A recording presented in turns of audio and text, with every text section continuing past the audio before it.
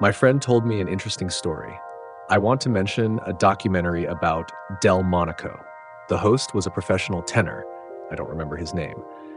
He told the following story. Young Pavarotti, Domingo, and another tenor, not Carreras, met Del Monaco near La Scala. He told them, "The voices of all four of us together are like a ton of gold." Obviously, this made the young singers very happy, but he immediately added, 99% of this is mine, and the three of you together make up only 1%. Perhaps this story is somewhat exaggerated. My response, I completely agree with the true meaning that this story aims to convey.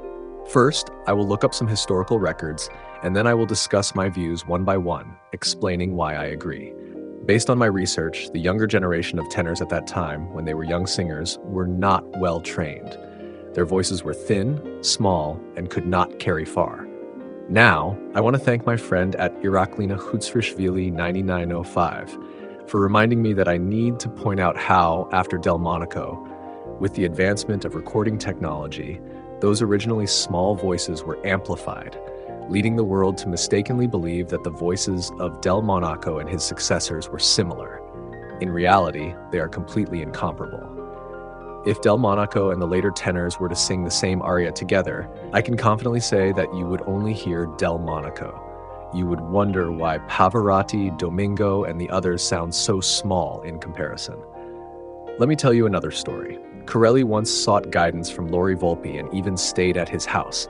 Sometimes they would sing arias together. Do you know what the result was?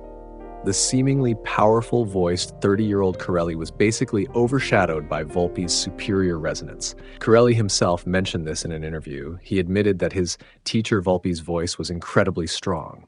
And what about Del Monaco's voice? It was even stronger than Volpi's. No one could compare to him.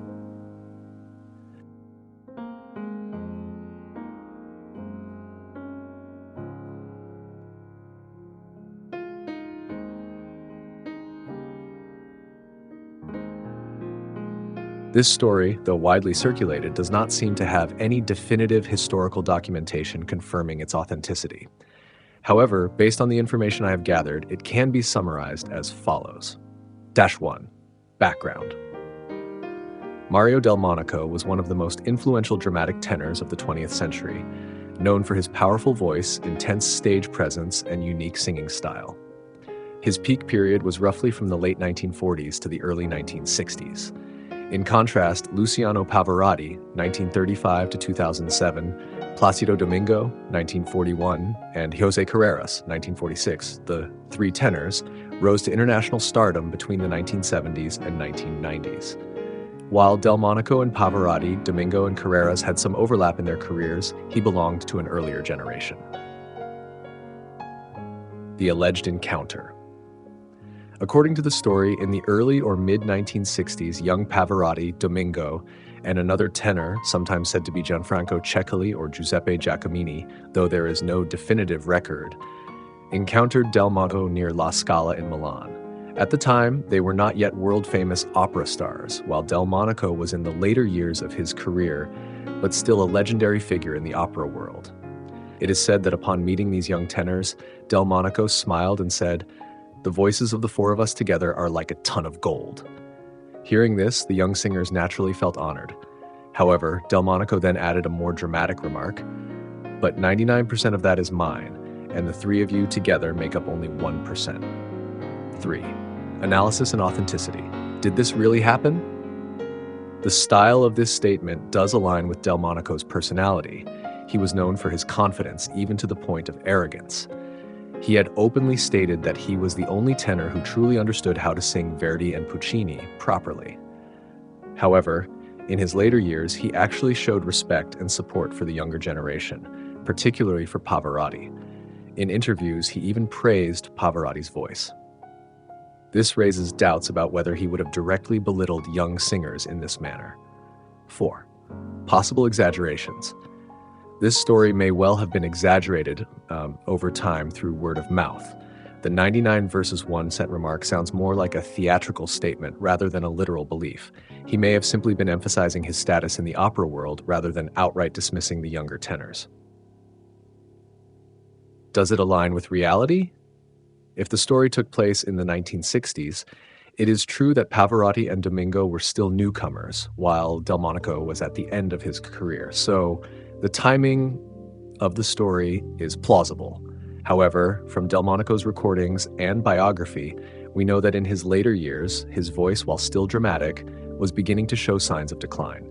This raises the question of whether he would still have been so confident in making such a claim. Shab conclusion.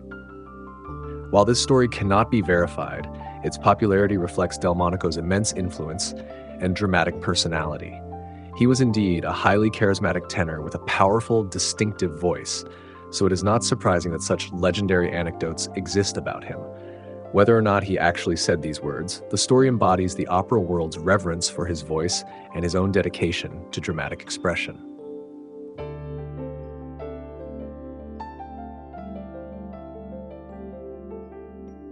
Why is Monaco's voice 99% versus the rest 1%? Using my original clock breath distribution theory, I can confidently conclude this. The other three tenors were still in the learning phase of singing, and naturally their vocal production was very thin. Pavarotti's voice, aside from his unique middle range, could expand in volume using his throat. However, for many high notes, he couldn't engage his throat effectively, so he had to rely on the mask, nasal and oral cavities, to sing. Imagine that, such a voice is extremely small. It was modern recording technology that saved him by artificially boosting his volume. His voice relied on his throat, which I often refer to as the tenor's throat cancer. Even Caruso said that throat singing is very difficult to correct. Pavarotti had no abdominal breath support whatsoever, only engaging his larynx and chest for power, making his high notes very unstable. Now, looking at Domingo, his voice was entirely over-reliant on the nasal cavity. Right before singing, he lacked the habit of fully inhaling. Instead, before his vocal cords were completely closed, he would push the sound into his nose. He used nasal tension to trigger vibrations in the oral cavity and vocal cords, which is a classic example of incorrect singing technique. Sekeli and Giacomini, influenced by the Malachi school, placed their voices too far back, and their breath within the body was excessively expanded. Naturally, this affected their resonance. Additionally, when they were young, their voices were relatively small, so from Monaco's perspective, those are not high-quality voices. How could they compare to his? I'll say it again. Monaco used his entire body, inhaling fully and applying breath pressure throughout. This was an immense breath pressure. When he sang, you could see that his hands, feet, shoulders, arms, fingers, chest, and abdomen were all in a fully pressurized state, 100% engaged. Of course, some tenors also did this as a preparation stage before singing. As for the three tenors, their breath was limited to the 9 to 12 o'clock region, meaning that once the sound left their mouths, all their breath had already been funneled into the mask. My theory is that Monaco sang with his entire body. His whole body was a mouth, a speaker, producing sound. With this kind of voice, combined with his body's excellent resonance, he naturally dominated with 99% of the sound. I firmly believe this. The size and quality of the voice are crucial issues. Without proper breathing technique, all other singing techniques are completely ineffective, or rather, they don't even exist. Those singers could only use their throats to force air into the mask. Their entire vocal mechanism was confined within that limited range. So how could we even talk about singing technique? I have always believed that those three tenors were amateurs. If we compare Monaco to Caruso and Tucker, the difference is night and day. In the future, I will make videos explaining in detail the difference between third-rate and first-rate tenors. It is truly unfortunate that if you look at vocal training videos on YouTube, though I don't watch them, I am certain that none of them teach correct technique. After all, even in Corelli's era, proper vocal training no longer existed.